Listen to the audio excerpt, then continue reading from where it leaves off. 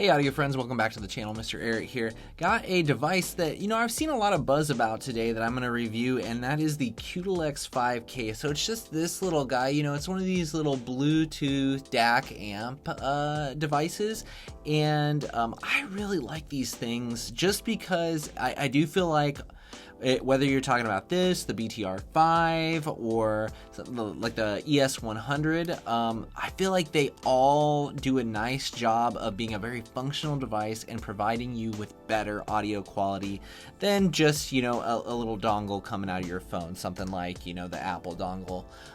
I've always thought that these devices sound better, and this is one that I've seen a lot of people clamoring over. I know they were really hard to get for a long time. It seems like they're pretty widely available at this point in time, and I'll of course include some affiliate links down below where you can pick one up.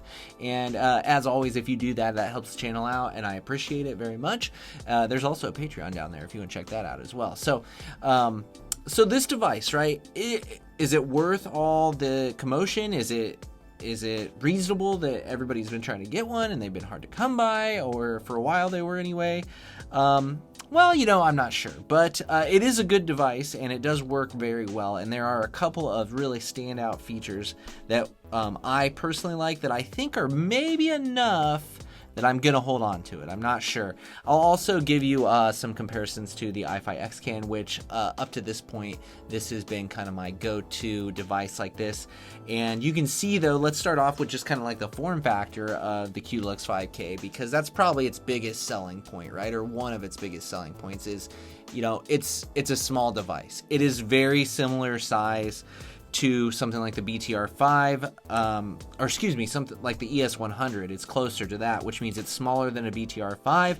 It's certainly a lot smaller than my Xcan, right? So it is a very convenient device to use. Now, power-wise, I think it's somewhere around 350 milliwatts balanced, and you know what? I'll just look it up here real fast. Okay, so the power ratings from what I can see here is 240 milliwatts at 32 ohms balance, where it's only 80 if it's single channel. I'm not sure exactly how that compares to something like the ES100 or the BTR5. I think it's pretty similar, although I think those two devices were more like 300 or 350 milliwatts. The Xcan though is quite a bit more, because this thing on balance can be about a watt actually for this guy. So it doesn't have as much power as that, but it has enough power for most things, especially most things that you would even consider to do portable at all. So for instance, I've used it with like my OG Clears and it's totally fine there. I've used it with HD 660S, totally fine there. Or any over-ear headphones that are reasonably easy to drive, you should be able to drive just fine with this, let alone any IEMs or anything like that you've got, especially if you're using balanced, which I usually try to, if at all possible, just so I feel like I'm getting the most out of my devices here. Now, as far as like what's inside this, it looks like it's got a Sabre chip. It's got two ES9128 chips in it. As far as Bluetooth, it's got the QCC 5124 chip. All this is kind of like in the mud for me, but what you need to know is probably just that it's got reasonably clean DACs inside of it. It's actually a very clean device in my opinion, and it's got all the latest like Bluetooth stuff, so it can do LDAC and aptX and all that stuff in there as well. So what are some of the things that I like about this device? So it's got a clip. I like the clip. You don't have to have any additional cases or anything like that. I think that's fine. So you just clip it on the pocket of your shirt or your pants pocket or wherever. That's a great feature to have in my opinion. The other thing that I really like is just that it's got both of the ports are like right up top there, so you clip it, your cord runs right out. That's no issues there. It is USB-C for charging, as most things are at this point in time, so no issues there. It does come, it comes in pretty sparse packaging, but it, there is like a little USB-C cable in there and stuff like that. Like we don't all have like a bazillion of those lying around at this point in time anyway. So outside of that and just having a nice clean crisp sound, and I do feel like, we'll talk more about sound later, but I do feel like this, is a very clean, flat sound. But what I like the most about it is that you can use the app, and the app is phenomenal if you are somebody that wants to EQ. Now, I'm not a big EQ person, right? But I can definitely see why some people are EQ people. And what's great about this is not only can you do any of your own EQ profiles that you want to do, but you can also select from like a whole bunch of like really popular EQ profiles for like any headphone you want. So let me just jump into the app here and I'll show you what I'm talking about. And while I'm getting this open, I'll just also let you know that this app has worked flawlessly for me. Like, I have not had any issues with it. I've done firmware updates. I've tried EQ. I've done all sorts of stuff with this app. I've never had an issue with it. Unlike, like Fio's app, which is terrible and doesn't work half the time. This one works great. On par, I would say, with like the ES100's app. So just looking at this app here, and I gotta stand up just so I can show you a little bit more. You've just got all sorts of different options here as far as things that you can do and information that it's got. It goes through like all these different specs and things and options that you can change. You can switch around button mapping and things like that. You can, update. You can, it tells you the codecs, and you can pick which codecs you want to use, and you can pick, if you have it wired, what sample rates you want to use. It's got microphone options in here for you, and you got gain options, and you got, can you use the IM microphone, or do you want to use this microphone? You can set it up for different priorities and when things take over. You can tweak the balance of each channel. You can get into different filters, and you got crossover features, and you got do you want to LR swap, and I don't know, there's just an endless amount of things you can do in this, and all that is before you even get to the equalization settings, right? So you can just do so much in this app, okay? But here's the coolest part, right? Here's the coolest part. Let's look at these EQ options. So this is what the EQ looks like, right? And I have EQ off at this point in time. But so you can go in and you can type in any frequency you want, and you can change, the different values here. It's very in depth. Again, you can enable it. You got different options there. But here's the cool thing is auto EQ preset. And then you can see these are all like different types of headphones that you can select. These are headphones, these are speakers, these are just anything anybody has made a EQ profile for. And you can go through and you can get them from like, ratings, critical, oratory. There's just all sorts of different settings on here from like a whole bunch of different people. So what I thought was cool, and again, this is as somebody who's not a big EQ person, right? But what I thought was cool is that like you can go through and you can just click on somebody's EQ profile that's already on here, and you don't have to go look at anything. You just click it, it turns it on instantly, and you can try it out. I have to say that most of them I tried out when I was using different, IEMs and headphones, like I didn't actually like, and I'm more of a just like enjoy the device for what it is in its own sound profile type of person.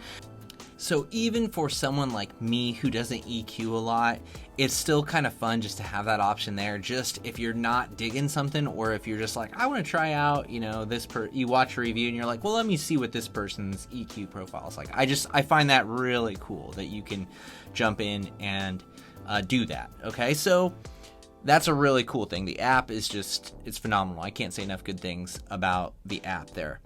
Now, what don't I like about this device? Well, the main issue for me that I don't like is just the buttons. Because on each side you got these buttons, and they're like rockers, okay? So they rock up and down, and they're not marked, right? And you can customize them and things like that, but for me personally, like having them both be rockers and both being unmarked, unless you're using this device all the time, like just to pick it up, you kind of have to fumble your way through it a little bit and do a little trial and error to get things like figured out.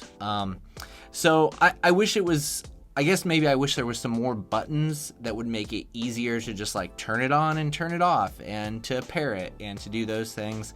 But I mean, it's something you get used to as you use the device. What's interesting, right, is because this thing has so many different options and has all the EQ and all that stuff, you know, it's kind of hard to pin down like a sound profile for it, because I think most people that are going to buy specifically this device, like they want this device, they're probably buying it to EQ. So what I would say in that regard is just that this gives you a good starting, just base, neutral, clean sound signature to play with.